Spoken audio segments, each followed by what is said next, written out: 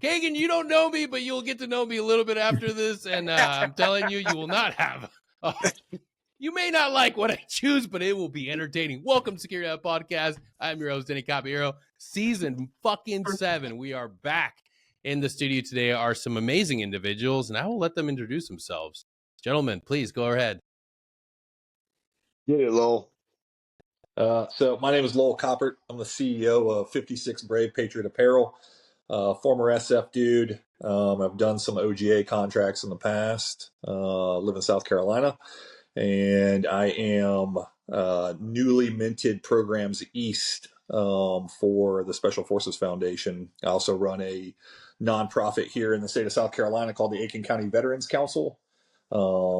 Which basically is kind of like a fusion cell for all the veteran service organizations within our county.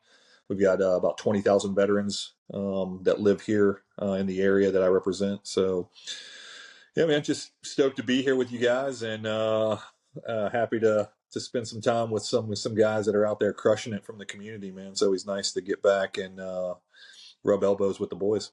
Hell yeah, man. Glad to have you today. Appreciate it, man. Hagen, you're up on the road. Okay. Yeah, I'm not SF, but I'm part of the regular forces, like the extremely regular forces. But yeah, no, I mean, you know, Kagan's my name. Still active Marine Corps.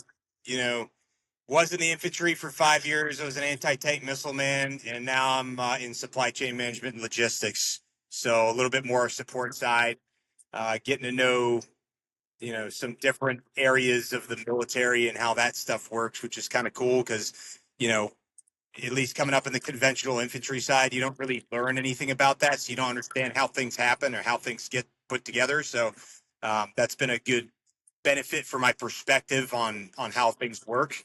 And I mean, you know, Dean and I are buddies. You know, we kind of running some of the same circles, and ideally, like a lot of the stuff I do is like current affairs, current events, you know, military, what's it called? Technology, just history, and any of that stuff, kind of, because that's all stuff I'm interested in. I think that other people find it interesting as well, and that's kind of why I do that kind of stuff on the internet, you know. Oh yeah, we're gonna get back to that, Kagan. We're gonna get back, especially since you don't have video. Yeah. That sounds good. That's fair. Hey, what's up, man? So Dean Goebel. So I'm over Director of Philanthropy for Black Rifle Coffee Company. On top of it, I run the Special Forces Foundation, and then I work with nonprofits, military influencers, anybody who wants to do good shit to help out the community. I stay pretty busy just trying to, you know, get out there, do some good in this world. And I'm hoping that's kind of what we chat about today, is a little bit of that to kind of, I think everybody's pretty familiar with military influencers and everything that's going on. We started off 2025. It seems maybe a little rough. So I'm hoping we you know, shed a, you know, I'm Mr. Optimistic, which will drive some people crazy, but that's how I roll. So I'm trying to, you know, kind of shed some good light on some darkness right now. Dude, it already is. What a year, man. Jeff's kissing that kickstart. Yeah. I know all of you have probably had your phones blowing up. Nothing like waking up and seeing one of your good friends on Sean Ryan. Shout out to Sam from the bottom. Now we're here, dog. You made it. Cheers to you. Crazy how it happened, but damn it, you deserve your round of applause. And that's all I'm gonna say. For all the conspiracy theorists out there, please just take a break, take a knee. What I want to focus on today is how we, as service members and former service members, can do a better job of helping bring and inspire the next generation of great Americans. Now, and also at the same time, how we can help each other, how we can help our veteran community. Lowell, you just did something that was remarkable, and I have to take my hat off to you. Usually I wear a hat, but I'm not. You inspired so many people here in the last few months to really dig into how they can better help each other. Tell us about what you did just a little bit ago. I'm talking about the walk across the state. Yep. Yes, sir. Absolutely. No humble pie right now.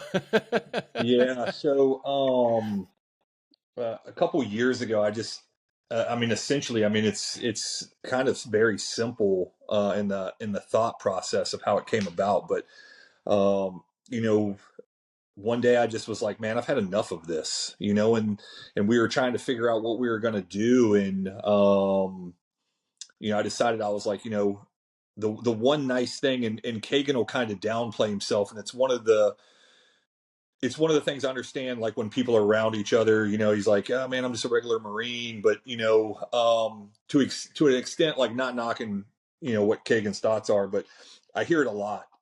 Guys are like, oh, you know, I wasn't an SF dude or whatever, but it's Yes. like, it doesn't matter. You know, the one nice thing for us is you hear the word Green Beret or Navy SEAL, it draws attention. People are like, huh? Absolutely. And so I realized that I can be the shiny object. Most of us are extremely physically fit.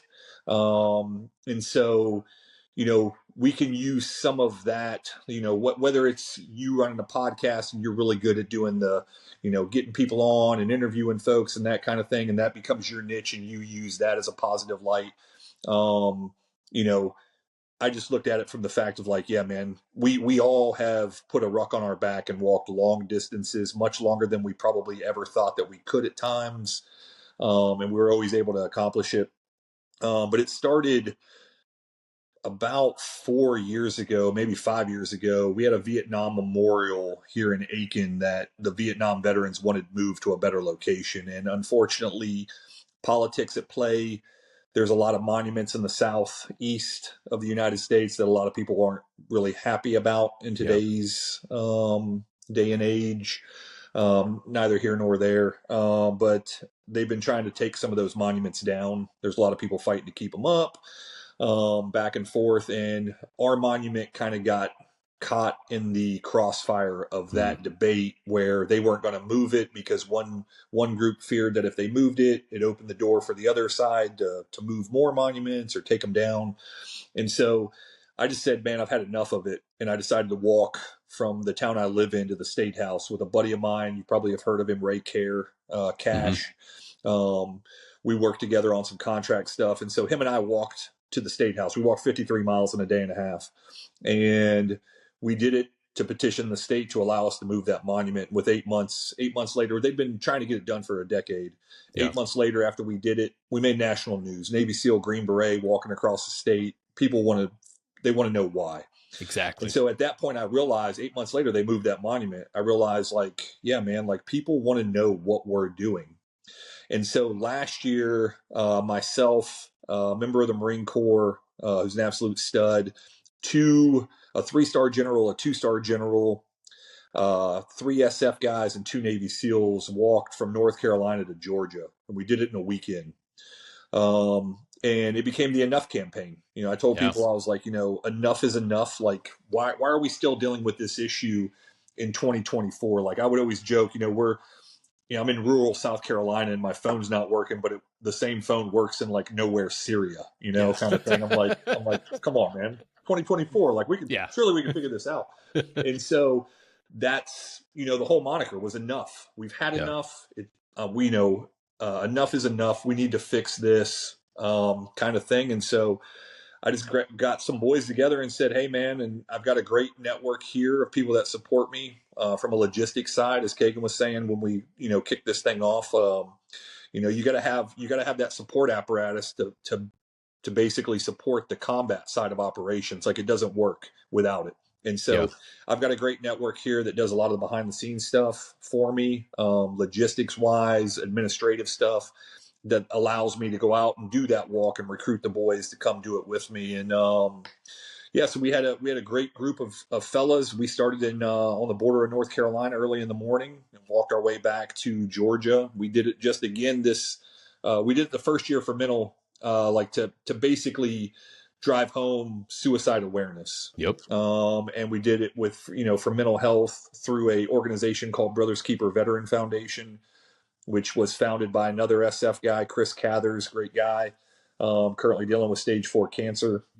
And then this year did it along with Chris's organization, but did it over Thanksgiving weekend to bring awareness to the homeless situation that we're currently experiencing with the veteran community. You know, we think that Statistics show that there's about 35,000 veterans across the country that are currently unhoused, which is astonishing to me. I mean, and we could get, dive into the political stuff of where your tax dollars go and where they don't go and that kind of thing. But,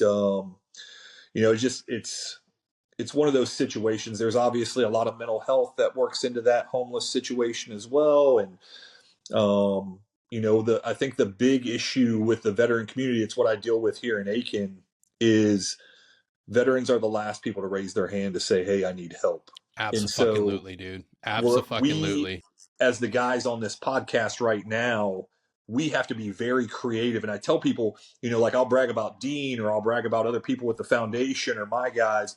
And I explained to them, I said, the one thing that you don't realize is how good Dean really has to be at his job, because he's not dealing with people that are walking up to him and saying, "I need help because in 2 weeks I won't be able to pay my electric bill." I get the phone call, "Hey, there's a guy in my backyard turning my power off." Yeah. And so we have to be that good. Like, we have to understand the speed of need. And I think it's one thing that sets us as operators and current and former operators, our organizations, apart from everybody else, because we truly understand that. Like, we don't have days, weeks, months at times to fix a problem. We got to fix it now, and we got to do the best we can right now. And it may be a 60% solution, or it may be, I don't know if this is going to work, but you know what? We're going to give it a shot. Yeah. So, Dude, it's so true. It is absolutely so true. One of the very first peer support groups we ran, we had, I'm not going to say the individual's name. He's still active duty, but he was suffering from a very aggressive form of cancer that was brought on by doing something that you shouldn't be doing on a daily basis. And when he dropped that bomb on us, we're like, holy shit. These are our guys. They're going to wait to the last friggin' moment to raise their hand for help. And luckily, he had a great team, great friggin' resources that he finally reached out to, fought through that like any other hard-charging, red-blooded American would. At first it was weeks, months, and now he's back in the fight doing great. But it's something that all of us, a lot of our veterans aren't willing to raise their hand and ask for help. And I think when we hear the word influencer, we're like, oh, fuck. Somebody doing a TikTok dance. Like, oh, okay. Or we can put ourselves in a place of being vulnerable and talk about our own journeys. Be able to say like, hey, I had troubles with freaking PTSD, anxiety, depression, mental health. I had to go to a treatment center. That little bit of vulnerability, yeah, you're putting that out there in your TikTok or your Instagram. And yes, you could be labeled an influencer. But at the same time, you're giving somebody a pathway to overcoming something that they might be dealing with. And by you being willing to demonstrate like how you can go forward, I'm not a millionaire. I don't have all this money, but I can ruck, and I'm going to turn on my phone and I'm going to live stream this whole entire thing and get as much attention to this cause. That's influence. That's powerful. And that's what we need to be focused on. It's not about tearing each other out because people are going on TikTok and doing a dance. Yes, that's one aspect of it. yeah. But what we're tapping into, and I think more of our Green Berets and special operators and conventional force guys are understanding that this is a powerful medium and it's worth exploring and doing something for the good cause. And Dean, like for you to jump in because, dude, you're running Philanthropy for one of the biggest veteran-owned coffee companies. Yeah. I mean, it keeps me busy. There isn't a day that goes by that I don't get a few requests. I mean, every single day from the morning I wake up. But I honestly love it, though. I wouldn't like it any other way. I love the idea that I've been able to build this trust, and slowly to be able to receive and make measurable impacts. It's because I mean, like, I got a good buddy, Mike Gabler. He says talk is cheap, takes money to buy whiskey, and you absolutely have to have it. I mean, there is nothing wrong with doing meaningful stuff, but you can have it just, if not more, of a significant impact if you got some cash to follow it. Oh yeah. It's the nature of the business, like everything else. So yes, I mean, just what I've been seeing a lot of is this negative,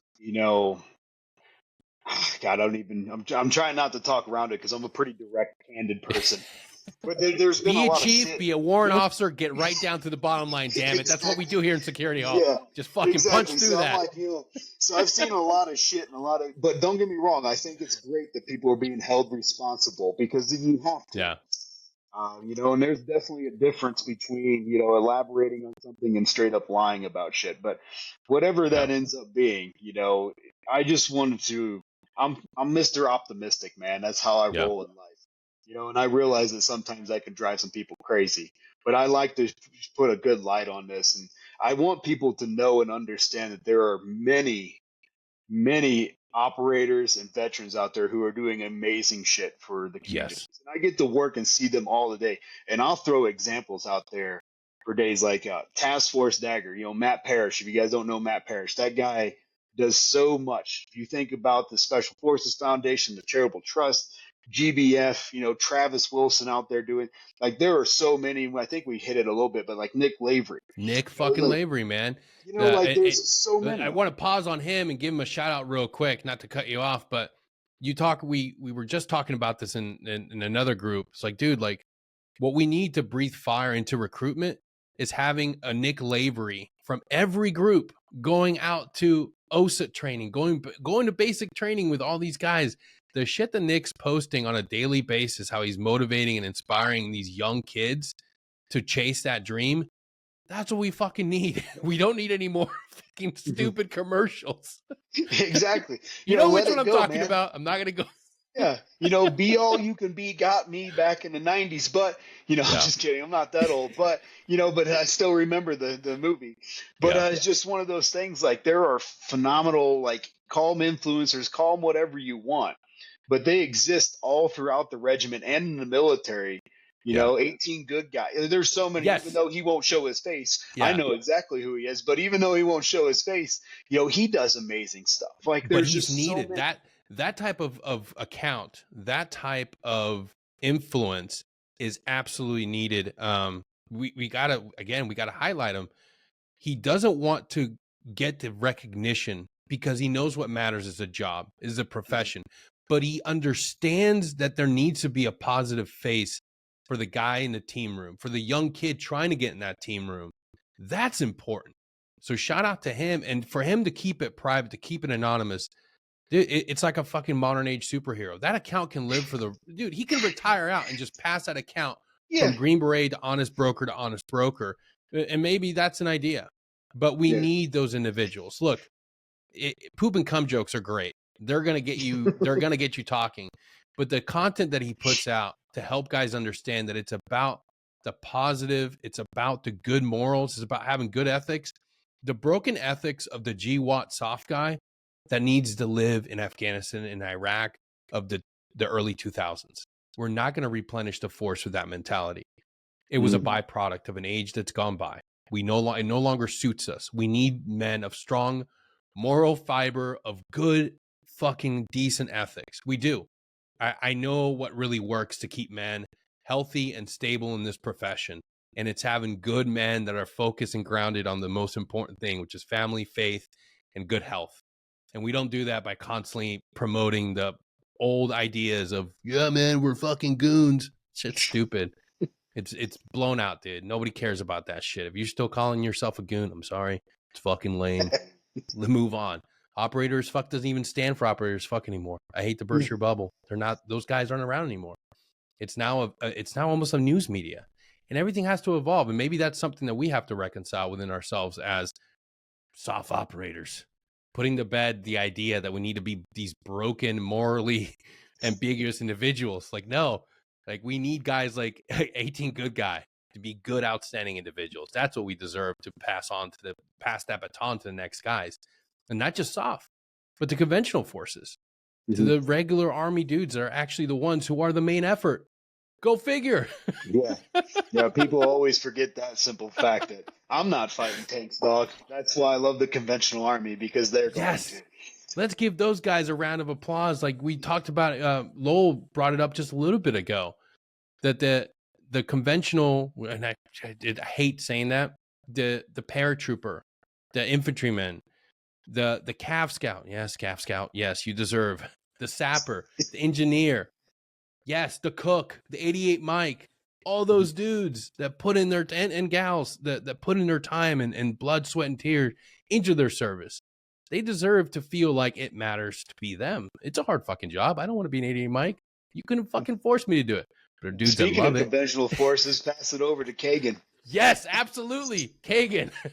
Even though the avatar I'm going to choose for you will not be pretty, sir. It's fine, man. Yeah, pick the most obnoxious one, whatever that one is. That's perfect. The standard marine bulldog. There you go. That works for me, man.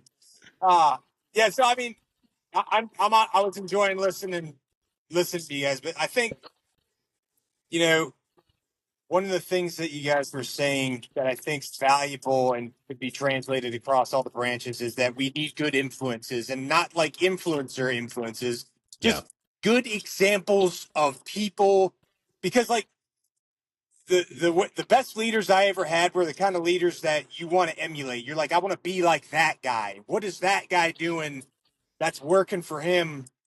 Okay, he wakes up every morning at 4:30 and he PTs, or he doesn't eat like cake and ice cream every day. He's eating a pretty like steady diet of like high protein. He's maybe not eating all the carbs in the world, and like, you know, he spends time with his family, he takes care of his kids, like, you know, just having good examples to emulate is probably one of the most valuable things out there, because that was kind of what I based a lot of my leadership ideas from, was like the guys that were my platoon sergeant when I got to the fleet, or my section leaders. Like for example, my first platoon sergeants were, both of them were Fallujah, the second battle of Fallujah vets. So like those dudes were 0311s in the second battle of Fallujah, and they were like corporal and sergeant. And that was my first example of what like a senior infantryman was like. So just like hard dudes that were the salt of the earth, super humble guys, but they gave a damn about, you know, how proficient are my PFCs and my lance corporals, because maybe we're not going to war right now, but eventually we're going to. And whether they go or not, they're the next generation that's going to train the next guys that could possibly go after. So having that good example, and it can translate to when you get out in the civilian sector too, because everybody gets out eventually. Nobody stays in forever. Everybody gets out eventually. And when you get out, what are you going to do? Are you going to get disconnected from your entire tribe and then be disjointed and be alone?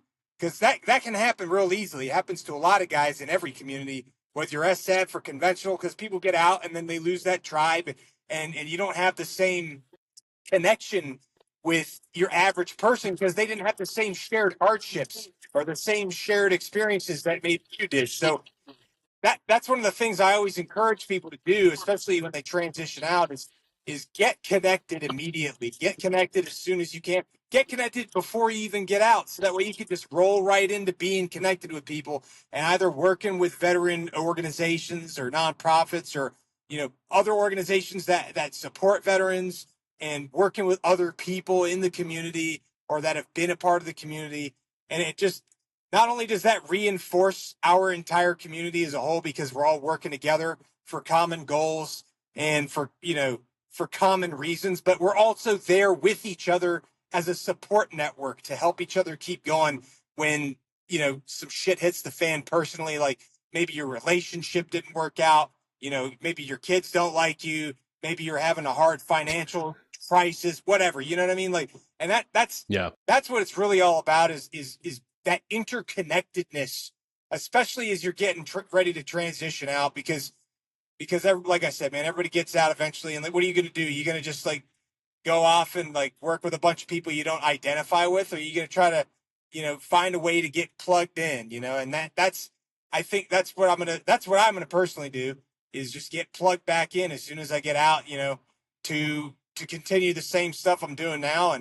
And, you know, I'll continue doing this while I'm in too, because like, I enjoy it. I like what you said, Dean, about like, it's about just being a good dude, doing good things for the community. And like, whether that be just raising awareness about stuff that's important to us, that's affecting us, or just like being capable of having a voice to like alert people to something that's important that would otherwise go unnoticed, because, you know, your average person in America may not be as clued in to things that are happening with the veteran community or the active duty community. And like for example, if like say for example, a kid, this is just one example of something that I saw. Like a kid was on the way back on boot leave from recruit training, and he's riding with his parents and his girlfriend or his wife, and they got in a car accident, and like, you know, a couple of, like his wife lost, I think, one or both parents. He lost one of his parents, and then they had a GoFundMe set up that was established by the family. Like, who do you think's going to care more about that situation? Do you think people that have served or that are currently serving are going to care more about that situation, or do you think like your average, you know, not no offense to other people, but other people in another industry, you know what I mean? Like, Yeah, absolutely. We are our so it's a double-edged sword, because nobody cares more about vets and active duty than vets and active duty, but nobody hates on our own community like we do as well. You know, and that's a real, you know what I'm saying? Like, that's a real problem we have, that we've got. Fucking true, man. Dude, we are going to be 100%. working through that for years, because it is just, it's a stigma, and it's up to each of us as an individual to try not to try not to continue that you know, poor behavior, because that's setting a bad example for the other people to emulate, you know, because like you got young folks or even old cats that look up to you regardless of who you are, you know, and they see you doing that, they're like, oh, okay, well that's the green light for me to do the same, you know. So if you're out there just trying to be supportive of people, then hopefully, ideally, that encourages other people to do the same, you know. Yeah, and you know this better than most, man. Positivity is a hard thing to sell, but it's something that we have to rally around, man. You put up one video shitting on somebody, 5 million views. You put up a video hoping to inspire somebody to just get off the couch and be physically active or volunteer, and they're gonna be like, who the fuck are you to tell me what to do, you piece of shit? Fuck you. It's like, fuck, man. Yeah, no, man. Like, and that's like, I try to post some stuff that's like motivational occasionally here and there, but I'm not really good at it because it doesn't feel authentic. Because you're a Marine. Yeah, I try to just, I try to just like be straight up, like, hey, yeah, I mean, I do genuinely get up every morning at 4:30 to go cook breakfast and shave, and then, you know, do some work, and then go to work after that, and then I go to the gym every day. But the big reason, honestly, that I work out isn't because I'm getting paid to be in good shape or I need to make sure I can pass my PFT. It's because it keeps my brain healthy. Yes. And it keeps my mind healthy, which is like, honestly, if nothing else, that's like the biggest reason I PT, you know. And especially once people get out and you're no longer taking a fitness test annually, like, you know, you got to find your reason, you know. And if it's so that you can, you know, keep yourself alive, well, that's a pretty good reason. You know what I mean? Like, so I don't know. That's just, and that stuff people can, if, you know, these podcasts, man, like, they're so valuable, because somebody could come along that may be like, you know, I don't know what's going on, man. I've been in this crappy mood, and like, you know, nothing's going right. And then, you know, maybe they hear, oh, you know, I haven't been working out as much. Maybe I should go for a run or something, or maybe I should go for a swim, or, you know what I mean? Like, and even if it's not me, it doesn't have to be me. It could be anybody saying it, and it have the same impact, you know? So I don't know. Yeah. There's a lot. Absolutely. There's a lot of positive. And I want to take a moment to pitch our Security Halt semi-hard challenge. You've heard of 75 Hard. Andrew Frisella, hugely successful businessman, first form. He developed the 75 Hard challenge. And what I realized is, for a lot of people, the moment they miss that one day and they reset that clock and they're back to day one when they had 70, they give up. They're through it. And everybody does it, whether you're a hardcore fucking former Green Beret Navy SEAL. First time you reset that clock, it hits you in the dick. You're like, I don't want to do it anymore. It's okay. Do the Security Halt semi-hard challenge. All the same metrics. We're only asking you to do is one simple thing. In addition, is to express gratitude and be able to look at your day, no matter how shitty it was, and be able to think of like at least 3 things you're grateful for. Now, if you miss one of your metrics, miss one of your things, that's okay. You don't reset the clock. Instead, what I want you to do is donate to a group of the charities. One of them is Special Forces Foundation, nonstandard.org, 50 for the Fallen, and the Reason Outdoor. Now, you can start donating at just $1, $2, or $3, but here's the thing. Next time you miss a day, you just double it. So it gives you that intensive feeling of, oh shit, I shouldn't miss the gym today, or I shouldn't miss drinking my water. So if you're on Whoop, find our team, Security Halt, Join us in this 75 semi-hard challenge. And here's the kicker. We're going to continue doing 75 hard all year long. And if you stick with us, you prestige. So you don't get anything, but at the end of the year, you could be invited to do one of our challenges. And the first one we're doing is actually in March. We're doing the Savage Loop in Florida. So look that up and join us if you're down. 42 miles. You can attempt to run it if you're super cool and fit, or just walk it, however you need to survive it. Just be willing to commit to a challenge. We need to do hard fucking things in life as men and women too. Once you stop doing hard things and get stuck in that pipeline of comfort seeking, it's hard to get out of it. So again, join us in this year as we're doing 75 hard loops as long as we can, for as long as our bodies will let us. And if you need to take a day off, take a day off. Just be willing to donate a few dollars towards great organizations like the Special Forces Foundation, 50 for the Fallen. And we're going to add, Lols, tell us about your nonprofit real quick. I didn't know anything about it, but we're going to throw it in the loop because we need to be able to support these causes. Yeah. So what I run is a council called the Aiken County Veterans Council, and we do a bunch of stuff throughout the year. And the cool thing about what I do here is it's niche to where I live at. So it can be replicated. Anybody that wants to do essentially what I'm doing, you could do it exactly where you're at, and you could replicate it. So That's awesome. All we did, and it was done way before me. It was started in 1992 by some folks, and they just realized. I mean, Dean's doing the Black Rifle Coffee stuff. You got your the podcast. Like, we all have our own little niches, and if we're all in the same community, your loop that you're talking about in March, this event that you're going to do, you want to make sure that when you go into that environment, that somebody else doesn't have an event going on that same day that's going to draw away from the participation of yours. And so essentially back in 92, the veteran leadership of all these veteran service organizations, the VFW, the American Legion, Marine Corps League, Purple Heart Chapter, all that stuff got together to create a fusion cell so that they were not only complementing each other, they weren't competing against each other. And that turned into a registered nonprofit in 1996. I took it over almost a decade ago. Currently the longest serving chairman in its history.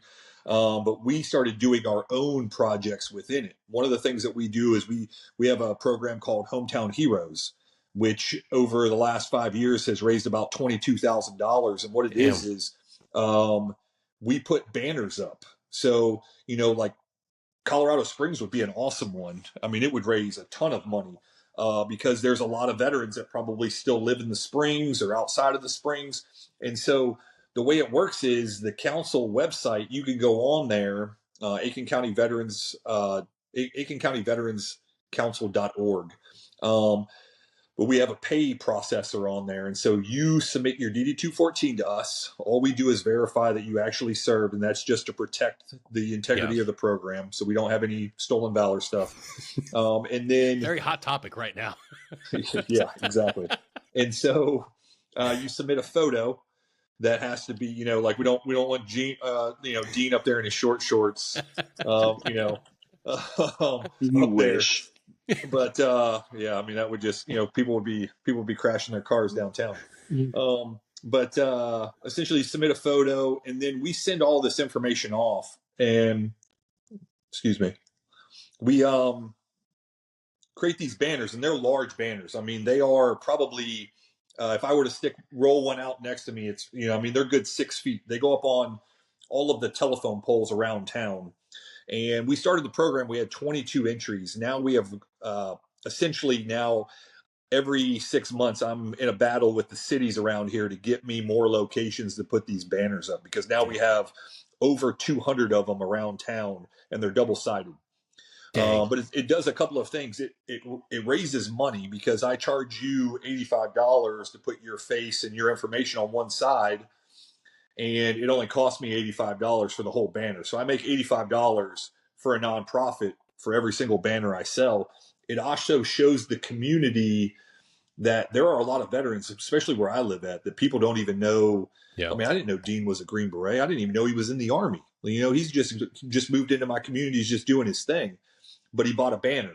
Some of the cool stories that have come out of it, we probably, and Dean's talking about philanthropy earlier, and like the nice thing about the philanthropy issue is when and I'm sure he's dealt with it because we dealt with it just recently with Hurricane Helene in North Carolina. It's the stories that come out of it that you don't know that somebody's about to tell you, and somebody says, "Hey, man, let me tell you what this did for my family."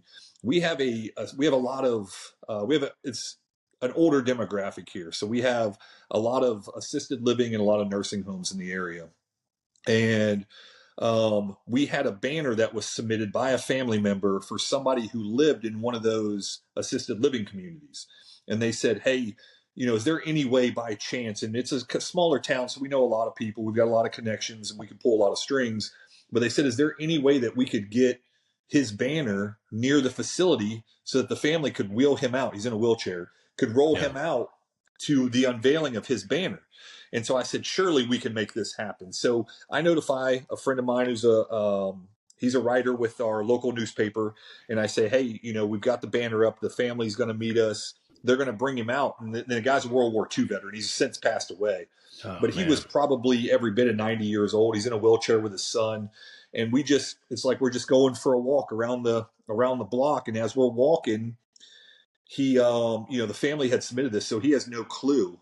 And I just remember, like, it just hit me like a ton of bricks. I was just like, wow, man, like this is amazing. Like what we've just done today, like something so small. The guy's sitting in a wheelchair and he looks up at the banner and he's kind of like looking at it, and his son like kind of nudges him and is like, "Hey, Pop, look at that up there." Yeah.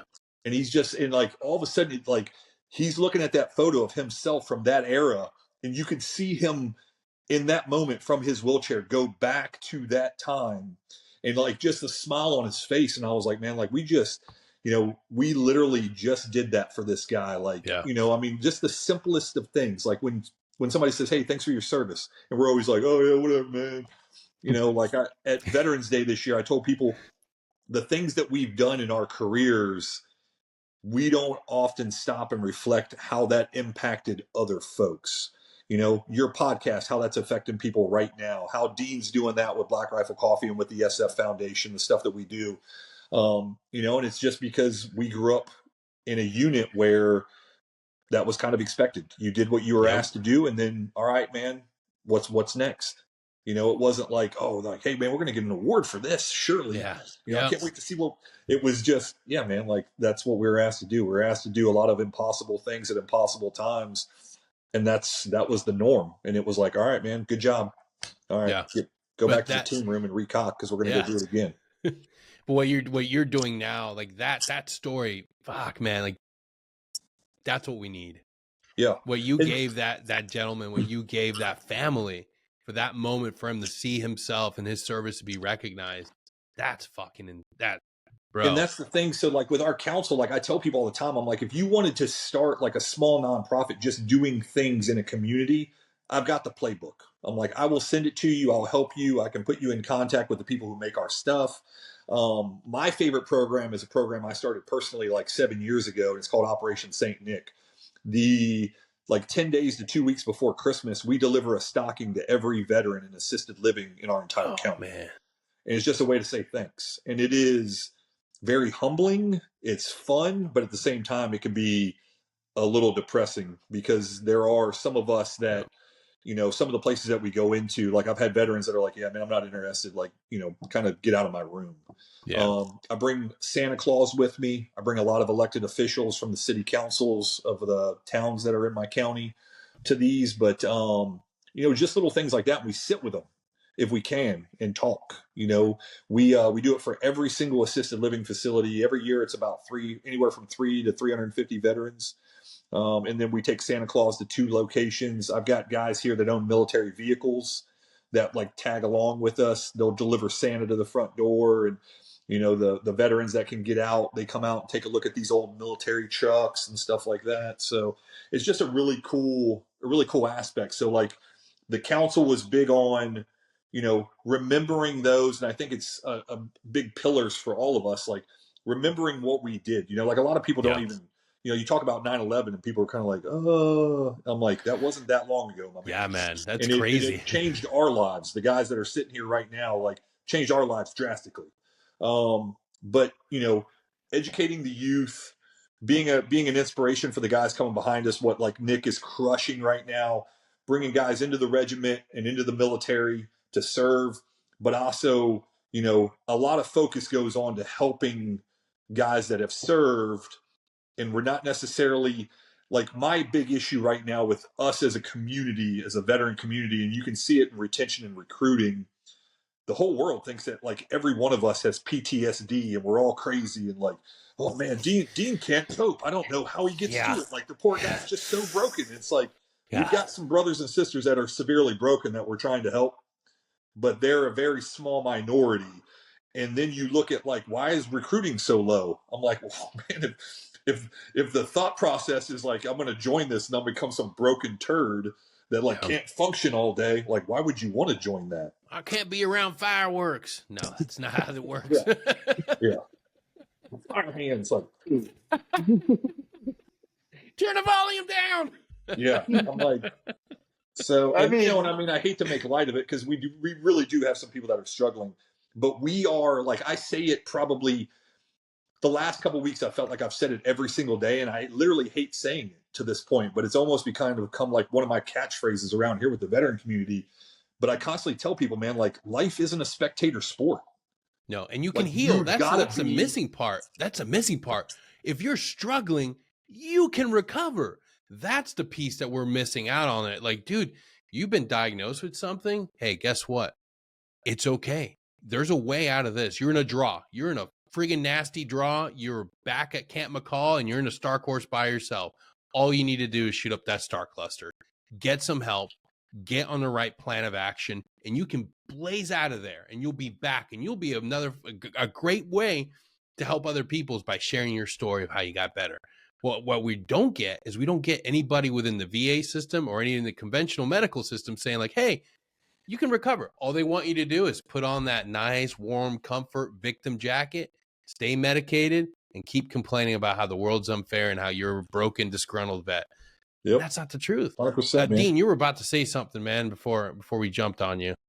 No, I mean, I can't agree more with Lowell. I hate the whole victim mentality shit. It drives me insane. I don't like it one bit. Like, I remember getting the group, and one of my first seniors, I could just tell that this guy, like, he was going through a divorce. He probably smoked 3 packs of cigarettes a day and drank a bunch of Mountain Dews. And I was like, what the fuck did I get myself involved with? Like, I don't want to end up like that. But obviously later on, I saw a lot more better mentors and stuff that I drifted towards. So it is not that victim mentality. And sometimes doing philanthropy, it can be difficult to send that message because you don't want to come in to people who want to help and support the cause and tell them everything's great and you're perfect, because then you're a hypocrite at that point, because it's not. There are a minority who absolutely need the support, and that's what we're trying to achieve and support with through nonprofit work and other philanthropy efforts. But to Lowell's point, the majority of us still do pretty well today, and we need to be able to show that without always being this victim of it. It's such an elegant thing to talk about because there's a balance to it. It's this, how do you show that we do need help in certain aspects, but not that we're so damaged and broken that everything that we do is this crumbling building, the building with the scaffold around it 24/7 that's never going to get fixed. So it's not that, but it's just interesting to kind of see that come together and be able, because working in philanthropy, you see a lot of the worst of it. But at the same time, and I always try to, once again, Mr. Optimistic here, is show all the greatness and stuff and the leaders that we're working with who are doing amazing thing and that are setting a very good example that I hope, kind of pushes towards, upping the recruitment. Because while I had my bad days like everybody else, joining the military and doing special forces is some of the best stuff I've ever done in my life. I refuse to be defined by it for the rest of my life. I want to have more to it, but I don't regret a single day of doing it. And I hope other people and the next generation coming in, I think it's really easy for us old dogs to be like, back in my day when shit was hard. Dude, I go to the Thor gym now and you should see these kids that are in there. I call them kids. They're like 25 and stuff. But I mean, they're power lifting 225 like it's nothing. These kids are fit, strong, educated. I'm just like, dude, you are light years ahead of where I was when I was your age. So it's really enlightening to see some of the next generation coming up, and you're just like, I really can't tell them that it was hard. Maybe it was harder in some ways back in my day, Yeah. but for the most part, it's probably the same. I think we just lie to ourselves about that. But I'm pretty excited to see the next generation come in. So this Yeah. whole we're this weaker force shit, maybe you can make an argument for that, but come and stop by the gym sometime and interview some of the boys in there, and you'll be shocked to see what the next generation looks like. Yeah, they're fucking hybrid athletes, all hopped up on oat milk and vegan diets. They're fucking Exactly. machines. I They don't want to are. fuck with these kids. Yeah. Hagen, I wanna chat with you for a little bit or have your input. You're somebody that's out there in the forefront in this. You're constantly on our feeds. How do you navigate putting the best foot forward, putting an honest broker face while still being in service? It's easy for us when we're on the outside. If we mess up, we're like, fuck it. I don't have to answer to the regiment. But you're still in the fight, and you're still trying to put a human face and actual personify, service. How do you deal with that? Very carefully. That's honestly it, man. Like I've messed up. Don't get me wrong, I've messed up occasionally, and then 10 minutes later, I'm like, oh crap, I need to delete that, and I've deleted it before. You know what I mean? Like, Yeah. you made mistakes. I've also had people come after me because they didn't like me or they didn't like my wife, and so they wanted to try to get me in trouble. I've had people call NCIS on me. I've had people call my command. I've had all that stuff happen. Shit. I didn't know it was that.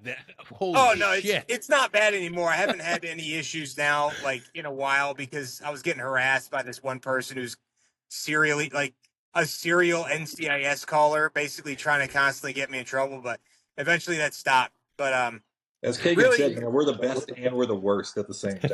well, yeah, exactly. That's what. Yeah, that's it. And I say that like a broken record because I say it on every podcast I go on, because I honestly, if for nothing else, I'm just reminding myself. You know what I'm saying? Because I just want to remember, like, hey, look, most of the people that I've met in the military in general, regardless of branch, are decent people. There's gonna be it's like a microcosm of normal American society. You're gonna have good people and you're gonna have bad people. I do genuinely believe that most people that I've met or encountered are decent people, and they just want to make a difference. They want to have a sense of purpose like other people, and they want to feel like they're part of something bigger than themselves, and they want to feel like they got a purpose. But I think part of the nuance to it is, number one, understanding and having an intimate level of awareness of what your left and right lateral limits are. That's first and foremost. If you know that and you got an intimate level of awareness and understanding, then you're probably going to be fine. You stay within that stuff and you're good. And if you stick to fact-based stuff and you're not giving your political opinions and stuff like that, then that's okay too. Plus, it's okay for me to talk about how much I like machine guns and how much I think everyone should be allowed to own a machine gun. You know what I mean? And that's okay, because that's my personal opinion, and the Second Amendment's part of the Constitution for a reason, right? But, obviously, I try to stay away from I try to stay away from some of the drama, because you guys have seen it, like you were talking about earlier. I try to stay out of that stuff. Don't even touch that. Be No, gentle dude, with that button. I don't Be gentle with that button. I don't want it pressed. Yeah, I don't get involved in the drama. I try to keep a lot of my stuff. I try to keep just informative, because I really have a fascination with what's going on around the world.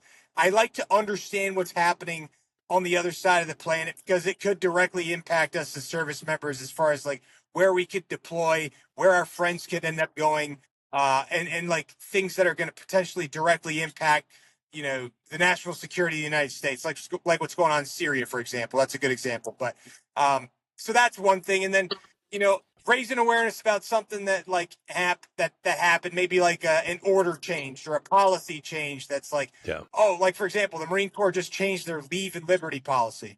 And that could be something that people might find interesting. They may not be looking up the MAR admins every day, because they're not a senior gunny, and they're not on their computer every day, or whatever. And your average PFC is not going to know that stuff. Or toxic exposure stuff, like what Hunter 7 does. I like being able to have the Phenomenal ability organization. to amplify good people like that. Because I don't know the first thing about any of that stuff, but they do, and I trust their judgment, and I trust their ability to navigate that area of expertise. And if I can help amplify their voice to tell people like, hey, look, if you want to get tested, these folks will provide you with a free $1,500 cancer screening, like that kind of stuff. Like Oh that's yeah. cool too, you know. And I think really what it comes down to is just like, again, you know, just be a good dude. Try to keep things lighthearted. Life is hard, man. And you know, obviously, like you guys were discussing before, like we have a real issue with, you know, mental health stuff, whether that's, you know, depression, anxiety, PTSD, whatever it is. Like, even if it's only a minuscule amount, like as far as the PTSD, everybody's got stuff going on mentally. And especially in our community, like most people that I know, at least like tough, hard charger dudes, they don't want to ask for help. They're like, I'll deal with it myself. I'm not going to tell anybody about my problems. I'll handle my own stuff because I'm a, you know, that's what, you know, we're kind of raised to do. Like, don't go to the aid station. You know what I mean? That Yes. kind of stuff. Like, no, go to the aid station and get your stuff checked out. Get yourself healthy so you can get back in the fight, and then you're good to go, right? And just like, you know, really just being open to communicating and relaying information. That's, you know, sometimes it's negative because that's the nature of the beast. Sometimes like life isn't always, you know, a bed of roses, but at the same time you can share that stuff too, Yeah. you know. So It's important to have that ability to be open and be vulnerable and share the good and the bad. Like, yeah, look, it's not all sunshine, rainbows, and lollipops, but that's not life. You don't want life to be all comfort. You want challenges. I'm yeah, telling you, as much as I enjoy a day free of bullshit, the days that you and Dean, you're right there. You were warned. The days that you're gonna remember are when you came in. It was a fucking shitstorm, and you worked your ass off, and you took care of things. You're like fucking a, took care of the fires. yeah, That's the day Exactly. You know, you I love what Kagan's saying. He's one of my favorites. Because fun fact, if you didn't know, he was federal enlisted, so I think that's why I like him a lot. The first time we met, I noticed he had way more gray hair than a first lieutenant should. I was like, "There's something weird about you," and you haven't said There's one something stupid weird. thing yet. So, There's are you something I sure you're can't a quite lieutenant? tell about you. Yeah, he's that old, way too old officer that's like hanging out with the kids. Like, hey, kids, you all want to do some young lieutenant things? It's like, Yeah. what the fuck, sir? Yeah, something seemed weird there. So I immediately called him out. I was like, you speak well, speak very well for being a first lieutenant. I don't know, I'm just dogging on them, but yeah, dude, it's awesome to kind of see the goodness that's going around these days, and that's what I really wanted to get in this podcast. You know, thank you for having me, Danny. But it was just one of those like, fuck all that negative shit. You know, I don't get me wrong. I will always stay by it. It's important to hold people accountable for their actions and words. Don't give me like that stuff should always exist. But you know, talking about the toxic stuff usually ends up getting all the rave and all the, you know, 50 million views if you're into that kind of shit. But I do like calling out a lot of the people, like you mentioned, 50, they're fallen. You know, Chad Conley always out there doing amazing shit to help people out. There's so many. I tried to get Benny on here, or Bunny Benjamin from Warrior Rising. He's doing amazing stuff with Jason Van Camp.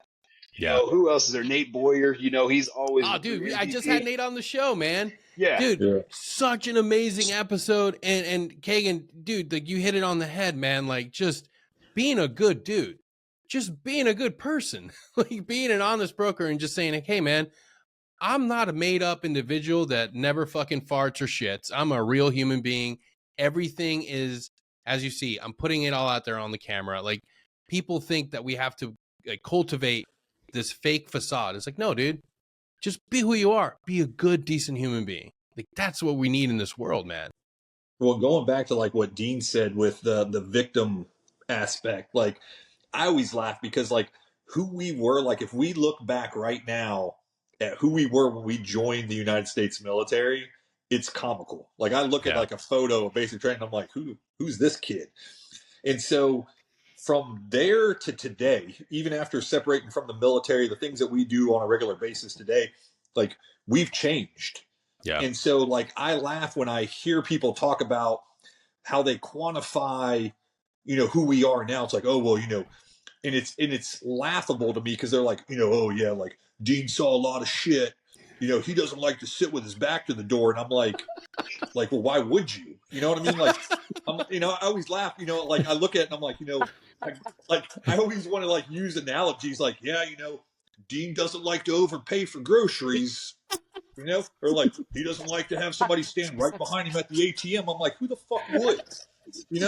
Like so we're changed. Like when my buddies like tell me stuff and they're like, yeah, man, I know you don't like to sit with your back to the door. And I'm like, why the fuck would you want to sit with your back to the door? Like, I also don't like to try to breathe air while underwater. You know what I mean? Like, I'm just like, come on, guys. Like, we have changed. Not all of our changes are a negative. Yeah. Like, we have developed, we have educated ourselves. Like, we don't draw a pistol like the first time we ever drew a pistol because we've developed other skills. Like, when we first started learning how to transition, you're like, oh, and then your NCO's like, hey, workspace. And now you're like, oh, and you see people doing it and you're like going back to like that influencer. It's like being a mentor, being an advisor, being a counselor. You're like, hey, bud, let me show you how to do this. Like, Dean talks about that first, senior. Like one of my first seniors was a complete shit show. And I don't look back at it as a negative. Like I look at it as I learned just as much from him on things not to do going forward that I did from some of the best NCOs that I ever met in my life. So, it's up to us how we take the information that's put in front of us. So like Dean talks about being very optimistic, and he is. And that's a great thing because we need more ray of sunshine people in our lives on a daily basis. Kagan talks about, leaving the military and separating and us not finding that tribe, and I mentioned life's not a spectator sport. That's where I see a lot of veterans go wrong. And it's because we are like, well, these people aren't like us. You go back to your hometown and it's like, well, these guys aren't the same. And it's like, yeah, man, like when you separate from the military, I left Fort Bragg and moved 4 hours south. And I joke because we've got a lot of third group dudes that live here. Yeah. And so we've created our own little tribe, like, back here where I live at. But of course we're not like everybody else, but they're not like me in the same instance, and they look at me just the way I look at them. It's a different, it's a different look, but it's not to say that they're any less. Like I love the fact of what you said when we kicked this podcast off about, you got to add people to your ODA. And then you got to decide those people that you're around. And the buddies that I hang out with here are very successful guys that we don't talk about like, oh, hey, Lo, what, would you rather shoot a guy with 171 grain or, like I really want to get a 45, but I heard there's not enough knockdown power. And I'm like, yeah, man, I spent a lot of years at combat. No one's ever rolled over and been like, should have shot me with a 45. I'm like, no, they're just dead. Like probably accuracy over caliber. I would preach that. But, those are the conversations I laugh about when people are like, oh, these guys, like, they're changed. I'm like, yeah, man, so are you. You're different than when you went to high school, when you didn't go to combat. You know what I mean? Like, it's just we evolve and we grow as adults. But we want to go back to that. Like, well, they've been to combat, done all this stuff. Like, perfect example. And I won't use the person's name, but I was the commander of a VFW here in where I live at. And we have someone in that post who was a tomb guard. And he wasn't assimilating back to society very well and was often in the bottom of a bottle. And sometimes we just got to be brutally honest with each other. And, Dean's last name's Goebel. I'll use his last name for this. But they were like, yeah, well, he went to a lot of funerals, like he was a tomb guard at Arlington. And I was like, yeah, man, Dean Goebel, like Goebel Funeral Home? And they're like, yeah. I'm like, he's buried more people than that dude. But guess what? He ain't like drinking every night. Like, oh, I buried Jim Bob or Steve or Bob. I'm like, this dude was a tomb guard. Like, do you think he knew every single person that he buried at Arlington? Like, give me a break. Yeah. Like, stop making excuses. Own your shit. Put yourself around positive people. But at the end of the day, like this thing that we're trying to stop with suicide and stuff like that. Like, we have to hold ourselves accountable. And the people that we're dealing with have to hold themselves accountable. And we've got to, as a society, stop just letting everybody like giving everybody the out, like, oh man, like, look at Nick, look at these dudes that have lost limbs and they're doing more than every one of us on this podcast. Yeah. And then other people, like I've got a guy that is in the gym that I work out at here every day, who lost his foot. He lost his left leg below the knee and his right hand in a motorcycle accident. He had a crotch rocket going a little too fast, got away from him. His hand was reattached. But I see him, I was in the gym this morning walking on a treadmill, and there's Jules like doing his thing. And I'm like, hey, what's up, dude? And he's like, yeah, telling me about what he's got going on. But he's in there every single day. Like, and that's a very, like, he could have been like, yeah, man, I lost my hand and I could just quit, but he's not. So, like I said, like life isn't a spectator sport. You get out of it what you put into it, just like we did with our military careers. So I got something real quick that I wanted to say before I forget, based on what you were saying. Yeah, man. So one of the things that makes me think, you kind of remind me, is like the military in a lot of ways, like we're all like trying to slap our tube steak on the desk and measure it in front of everybody. You know what I'm saying? Like it's constantly like a dick measuring contest. It's like we are so bad for doing that all the time, because it's like, oh, you went to Marja? Well, I went to Fallujah. Oh, you went to Fallujah? Well, I went to Way City. Like, you know what I mean? It's always like there's always going to be somebody that did more, somebody that's harder, or somebody that's done this, that, and the other. And it goes back to the idea that, and I hear Joe Rogan say this on his podcast all the time. He says, comparison is the thief of joy. And like we compare ourselves to each other more than anybody probably in any other group, just because like that's, I don't know, maybe it's like a cultural thing or a social thing that happens when you're in the military, because everybody's constantly like, oh, look at his ribbon stack. He's got 15 ribbons. I've only got 12. Like he must have seen more than, or whatever. You know what I mean? Like there's always stuff like that going on. I think if we focus more on like, hey, look, again, like it goes back, just be a good dude and treat everybody the same. Treat everybody well.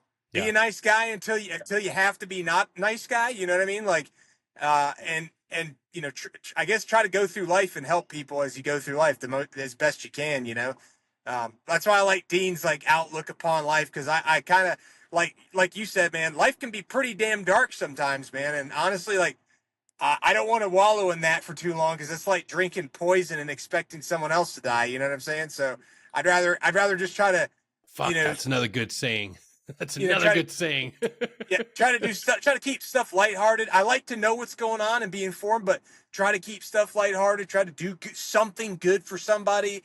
Whenever I have opportunities, and try not to compare myself to other people, because like somebody the other day was like, what's unreal, that you don't have an Afghanistan campaign medal. I'm like, bro, I didn't have a choice where I deployed. Do you think like the first time I deployed to a combat zone? Ouch. Yeah. I was like, bro, dog. the first time I deployed to a combat zone wasn't until I was a fucking pogue. I wasn't even in the infantry anymore when I finally went to a combat zone. That's irony, is what that is. You know what I'm saying? But it is what it is. That's life, man. That's the way the cookie crumbles sometimes. And like, there's no reason for me to be comparing myself to anybody else the same way anyone else should be doing. You know what I mean? Yeah, dude. Yeah, that's a huge thing that I see within our community. The oh, well, you weren't in fucking Fallujah. No, I was in fucking elementary school. I'm sorry. I'm sorry. I got in the fight as soon as I could, but it's like, dude, like, what the fuck do we do to people that didn't have the same service? Yeah. And then we just have to be able to take a deep breath and understand that. And it's a cheesy saying, but hurt people. Oftentimes the most like aggressive and just spiteful individuals are going through something that they're not ready to get help for. That's true, man. That's big facts. Yep. Yeah, I mean, haters gonna hate, dude. And then that's cool. I kind of sometimes I like it, but I always just just whatever. If you feel like hating, go ahead and hate on me, because I'm gonna give back positive energy toward you. It's probably gonna piss you up anymore. And usually, spitefully, sometimes that's what I do. I'm just one of those assholes that just like, oh, my house is on fire. I was like, well, at least we're warm because it's cold as shit outside. It's how I roll, man. You know, I it may have just said that to an Afghan farmer once. It did not work out. exactly. Now, granted, don't get me wrong. I'll get pissed off like everybody else and lose my shit from time to time. I'm not perfect. I'm not Jesus. So you know, it'll happen. But once again, I just quite frankly, there are times I absolutely hate seeing all the hateful shit that's going out. You Yeah. know, just to get attention and stuff, because I know that if it wasn't for the internet, most of you wouldn't be doing that. If I was standing there and you were hating on something, you know, you would probably be like, well, I'm not going to do that right now. And so try to put yourself in that position. You know, I do see some hate on Black Rifle Coffee Company from time to time, and some of it can be justified. You know, but I get the opportunity to talk to the founders and executives, and I can tell you that every one of them give a shit about what we're doing to help veterans and first responders. Hands down. If they didn't, I wouldn't be here. Guaranteed. I would find something else to do with my life.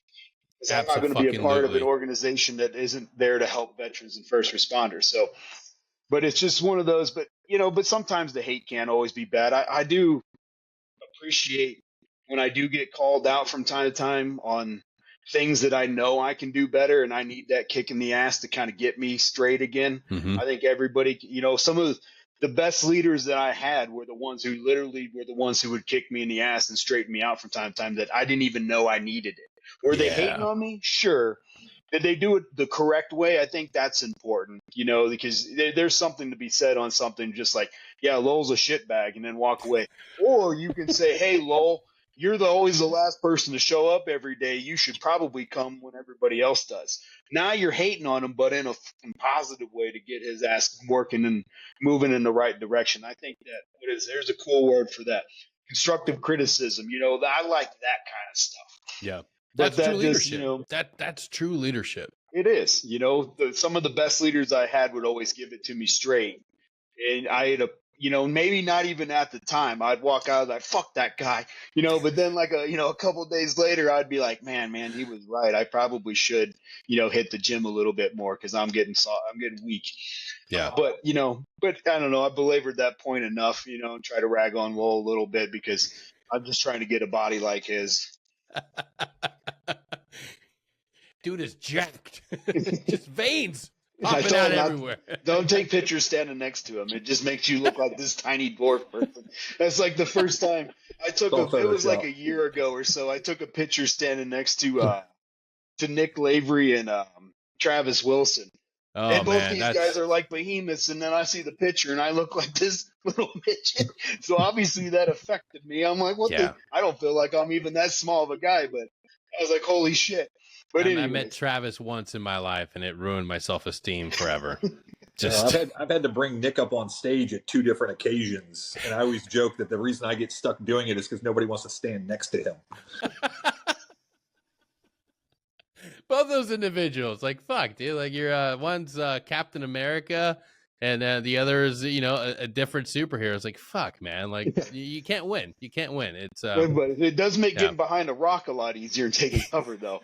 So, you know, motherfuckers. Yeah, you know, I was like, you know, like, you're not gonna hide behind that shit, but I'll fit. And when you're on an airplane with them, you're like, how's that leg room over there, bud? Yeah. Just fucking massive individuals. Fuck. Yeah. It's more motivation to go to the gym and then to try every single supplement on God's green earth to try to get a fraction of what they got. Yeah, I told Nick, I was like, damn, Nick, you make me want to take TRT. I seen him up in DC the first time I met him in person. I was like, or the second time, I was like, dude, have you ever tried TRT? I was like, dude, you're genuinely making me interested. You know what I'm saying? I was like, I'm 38. I mean, I'm getting close to that age. You know what I'm saying? Why not? You know? Dude, everybody right now, if you haven't, go get your levels.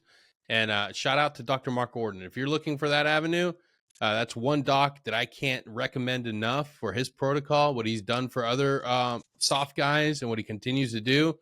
Brother, that guy's got a good plan. And there's a lot of other up and coming and some reputable other companies out there. But that's just one that I know that, I mean, he works his ass off for our veterans, our active duty, and our soft guys.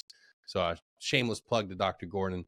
Guys, I can't thank y'all enough for coming in today. And Dean for fucking making this happen, man. Like, this has been a fucking awesome talk, man. I needed this because everything prior to the new year was just nothing but shitting on everybody and then trying to constantly stay in the positive work. Like I said before, man, it's hard to sell positivity in this day, especially to you motherfuckers. Mm-hmm. You motherfuckers are so negative on a daily basis. Like I pull you into my podcast with some positive vibes and some memes, and then you turn right around and you go negative. Challenge that. 2025 is a new year. I'm talking to you right now. You're listening to it.